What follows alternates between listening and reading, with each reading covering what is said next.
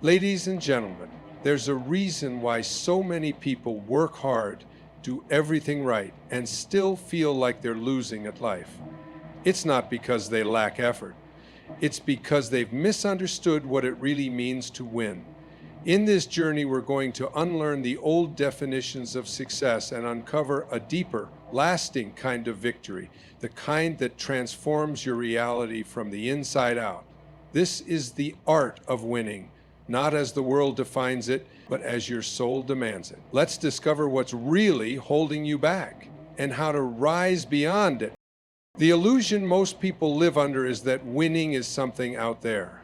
It's a destination, a trophy, a number in a bank account, and applause from others that confirms you did something right. So we chase. We chase validation, recognition, security, and admiration, hoping that somewhere at the end of that road we'll finally feel like a winner. But life has a different rhythm. The more you chase things outside of you, the more you lose the connection to what's already alive inside of you. The real victory doesn't come when others cheer for you. It begins the moment you understand that nothing out there can define your worth unless you first claim it from within. To understand the art of winning, you must turn inward. You have to realize that the thoughts you entertain, the beliefs you hold, and the emotions you dwell in every day are not passive. They're creative. They're the raw material shaping the outcome of your entire life. When you feel like you're losing, when you feel like you're not enough, when you find yourself comparing, doubting, resenting, it's not because the world is broken. It's because your inner dialogue has become disconnected from the truth of who you are. You can have all the external success in the world and still feel empty. Why? Because success without self-awareness is just decoration around a hollow space. But when you become rooted in your own essence, when you no longer need permission to feel worthy, you step into a power that doesn't waver when circumstances do. You see, real winners aren't people who have never lost. Real winners are those who no longer let external losses determine their internal state. They realize that failure is an illusion when you're committed to growth. They know that rejection can't touch you unless you agree with it. They don't seek approval to act. They act because it's who they are. And that shift, moving from the need to prove to the need to express, is where the internal game is won. This isn't about ego. This isn't about walking around pretending to be superior. In fact, true inner victory dissolves the need to compare at all. Because once you understand your inherent value, you no longer measure yourself by someone else's ruler. You begin to see others not as competition, but as reflections of the same divine potential. The battle ends. The struggle quiets. You begin to understand that the loudest wins are often silent. The peace you feel in your own heart when you wake up and know you're living in alignment with your highest truth. People often think they need to earn a sense of being a winner. But the truth is, the moment you begin to own your thoughts, the moment you take responsibility for your emotions instead of blaming the world, the moment you recognize that you don't need to chase to be enough, that's the moment you win. You've just redefined the game.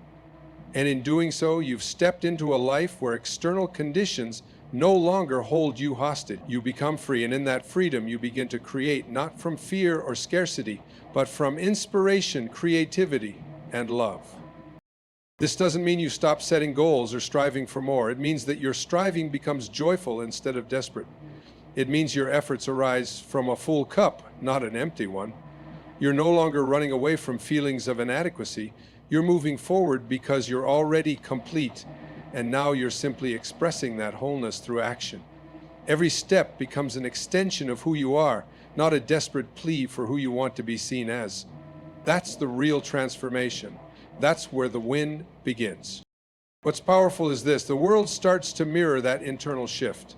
Opportunities come not because you begged for them, but because you became a magnet for them. People respond to your energy differently. You no longer hustle for your worth, you radiate it, and that radiance can't be faked. It's not a smile you wear for others to believe in you. It's the light that comes when you finally believe in yourself. There's a certain serenity in this space.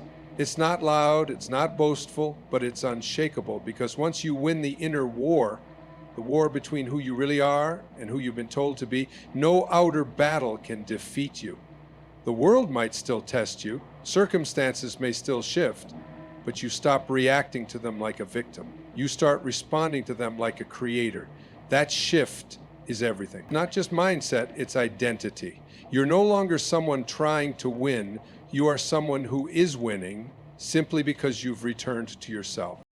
There is a quiet force that begins to work in your favor the moment you stop obsessing over how everything turns out.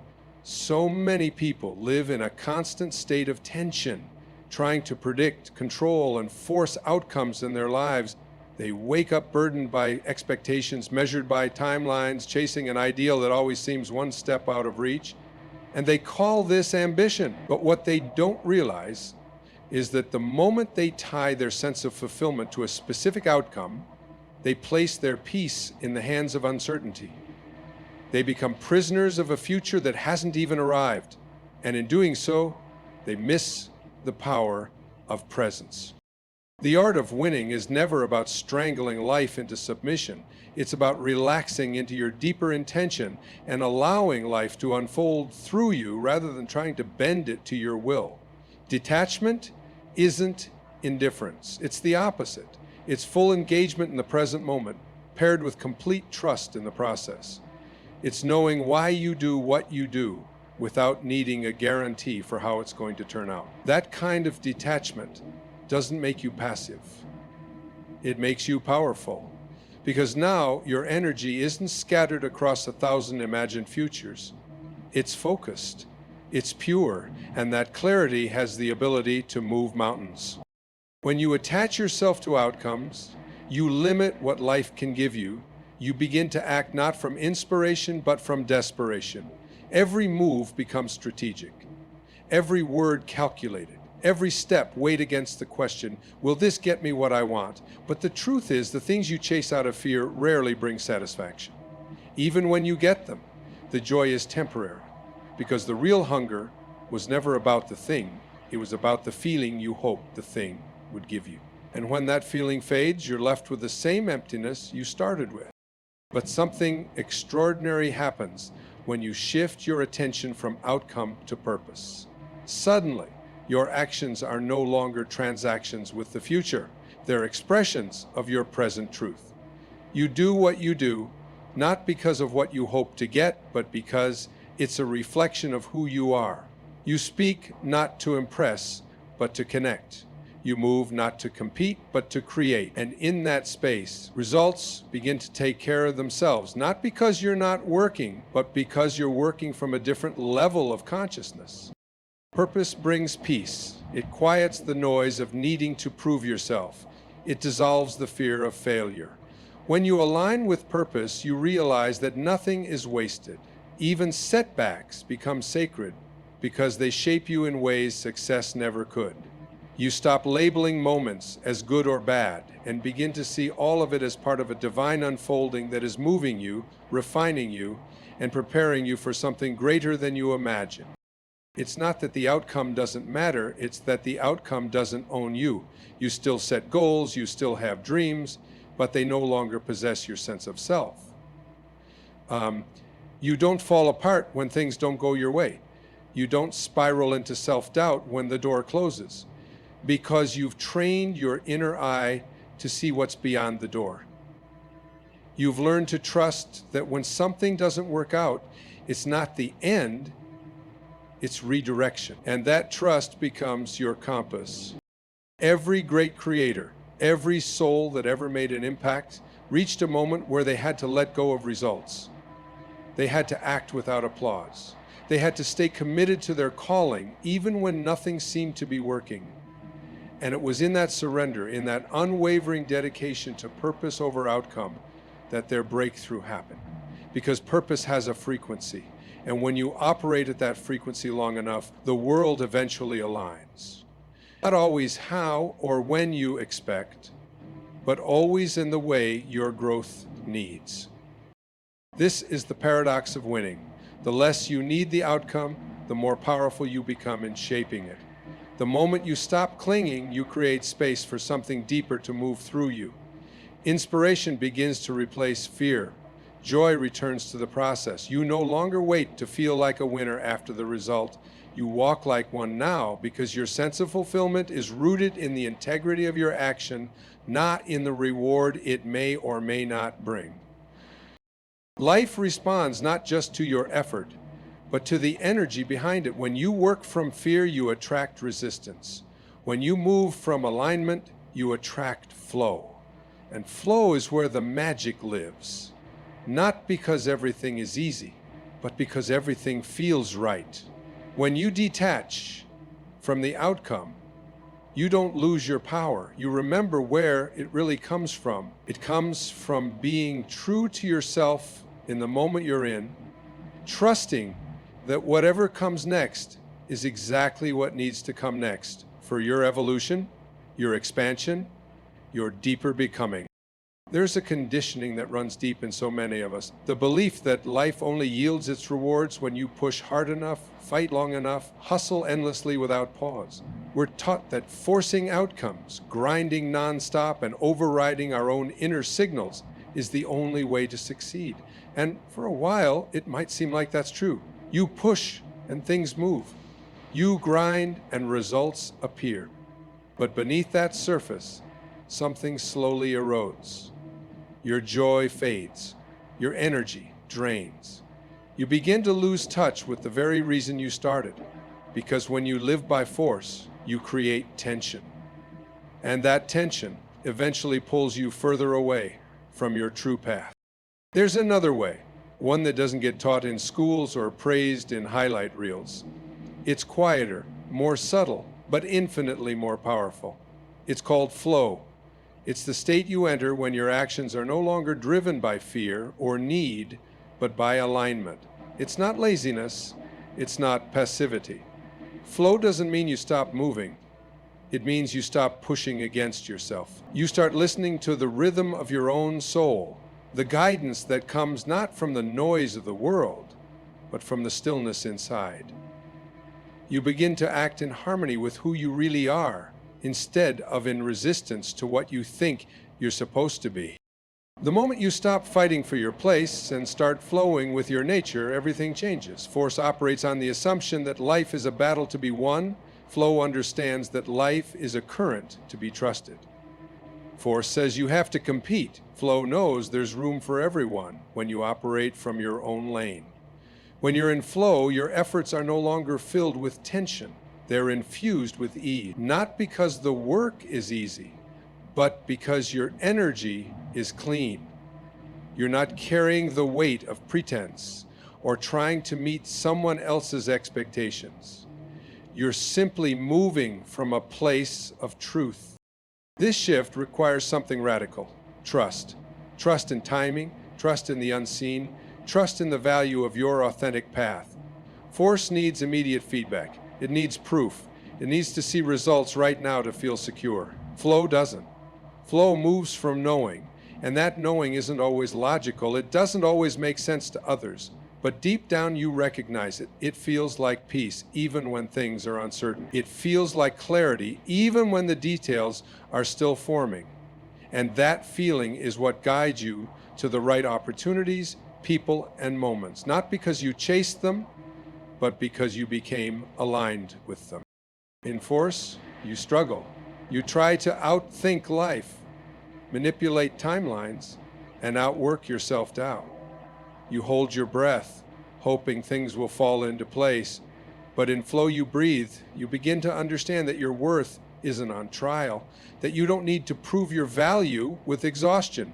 Flow honors the natural seasons of growth. It knows when to move and when to pause, when to speak and when to listen. And in that balance, you find a different kind of power. Not the power to dominate, but the power to create with grace. Some of the most profound breakthroughs don't come from struggle. They come when you finally let go of how it's supposed to be and allow what wants to emerge through you. In those moments, inspiration replaces force. You stop grinding and start creating. You stop fixing and start evolving. And what you produce from that state carries a different frequency. People feel it. Life responds to it, not because you forced it into place, but because you allowed it to unfold. There's wisdom in listening to what energizes you and what drains you. When your efforts constantly feel heavy, resistant, filled with dread, it's not always a sign to push harder.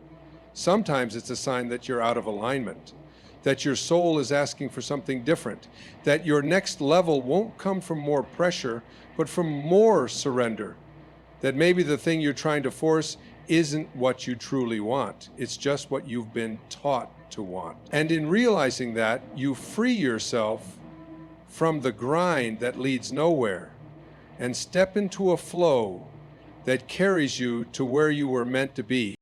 Flow is not a shortcut. It's not about doing less for the sake of doing less.